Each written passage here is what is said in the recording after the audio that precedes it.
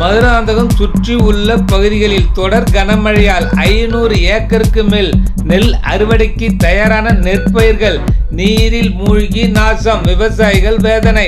செங்கல்பட்டு மாவட்டம் மதுராந்தகம் சுற்றி உள்ள பகுதிகளில் கடந்த சில தினங்களாக தொடர் கனமழை பெய்து வந்தது.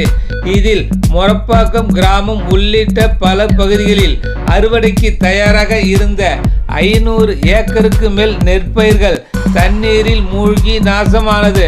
சாலையோரம் கால்வாய்களும் மழைநீர் பெருக்கெடுத்து ஓடியது.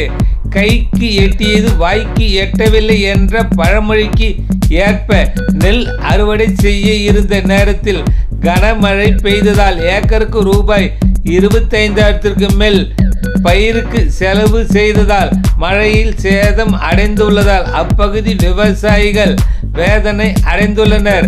அரசு தங்களுக்கு உரிய நிவாரணத் தொகை வழங்க வேண்டும் என தமிழக அரசுக்கு விவசாயிகள் கோரிக்கை வைத்துள்ளனர்.